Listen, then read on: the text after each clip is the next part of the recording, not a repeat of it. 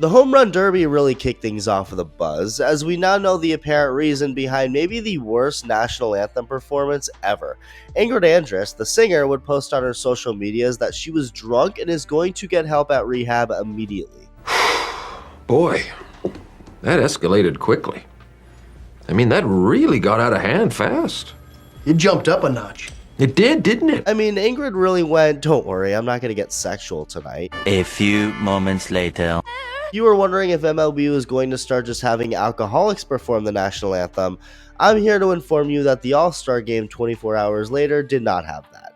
Another country music singer and songwriter, but this time, thankfully, it was a good non-controversial performance. National anthem singing is like being an umpire. Nobody cares or discusses the national anthems when they're good, but the few times they're horrendous, everyone's talking. So if you want to get your claim to fame, find a way to sing the national anthem at a baseball game and just bomb the damn thing. There, you'll become famous, you're welcome. And also, welcome to the channel. If you're part of the 70% of viewers not subscribed yet, come aboard and join the wonderful people who are subscribed to the channel as the game begins and you got exactly what the world wanted. The best against the absolute best, and just after being in college a year ago, Paul Skeens starts the All-Star game. It's incredible, and surprisingly he didn't strike anyone out, but nobody did anything noteworthy against him. Soto had a nice at-bat and took a ball barely in for ball 4 before Judge ends the inning. The righties on each side would get replaced by lefties, who'd have for the most part easy second innings. Tanner Houck for the Red Sox comes in, and that's when the National League went to work. A base hit by Jurickson Profar, who's from Curacao, a base hit by Ketel Marte, who's from the Dominican Republic, all to set up a 3-run bomb by Shohei Ohtani, who's from Japan. With all of this happening off of Tanner Houck, who's from Illinois, while Luke Wilson from outer space watches it all unfold from the stands. There really is nothing better than baseball. And that baseball Ohtani hit for the moon bomb went as far as my wife did, who left me. And just like that baseball, she's never coming back. It's also the first home run in the All-Star game in 28 years. Can you believe it? Bob Nightingale always has the craziest reports. Pretty amazing stuff that nobody has gone deep in the All-Star game in pushing 3 decades. That's insane. Well, good thing that drought is over.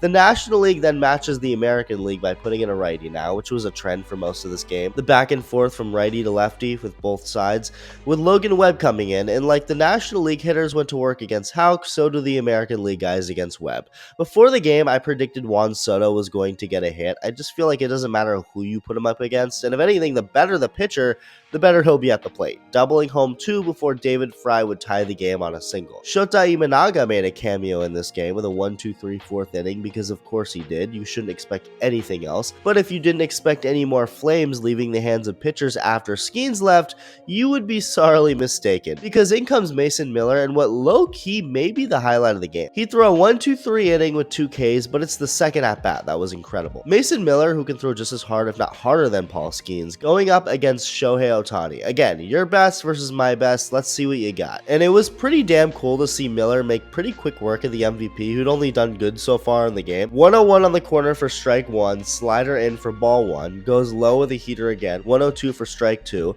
and then goes back to another slider in, this time better located to get Ohtani swinging for strike 3. I mean, that is awesome. Miller just made it look like a video game on easy mode against the greatest player in the world. And in the bottom of the inning, Jarren Duran, the man people criticize me for saying he deserved to get an all-star start over Steven Kwan, well, guess what? I was right. Kwan had 2 at-bats, popped up, and walked. I was told Duran playing more games and bringing all the value that he didn't matter. Well, you know what I think of that? What this damn shirt says. Duran hits a 2-run bomb to give the American League the lead. That's MVP level stuff right there. And yes, I just foreshadowed as obviously as this. Another long, boring debate.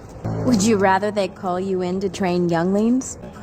By the way, shout out Shohei Ohtani and Jarren Duran for real. MLB keeps messing with the baseballs, and 2024 is another example of that, as we're now back to having dead balls this year. I've even noticed it in person when I'm at games. Balls I feel like in past years would leave the park but fall 20 to 30 feet short. You really can't deny there's something going on, and the same happened in this All-Star game. Ohtani and Duran did say screw your dead ball, but there were some other fly balls here, as you can see, that probably are gone in past years. The bottom of the 6th was interesting, considering Christopher Sanchez Sanchez was in there for about 6 seconds, got 2 outs on literally 2 pitches, gets taken out for Ronaldo Lopez to come in and strike out Salvador Perez on 4 pitches.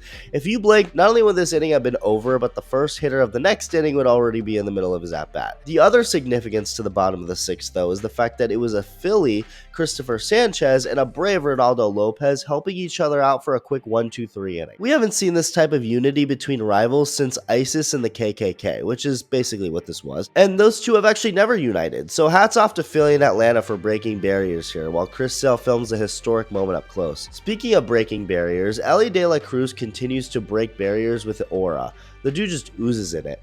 David Ortiz mic'd up in the American League dugout was amazing, per usual. You know, I can't say I ever thought I'd see Big Papi dabbing up 69-year-old Bruce Bochy, yet here we are. He then had some words for the Orioles MVP. Can you do me a favor? What you got? Can you take it easy on my Red Sox? I don't know if I can do that, Big Papi. Be the Yankee where you are. All right.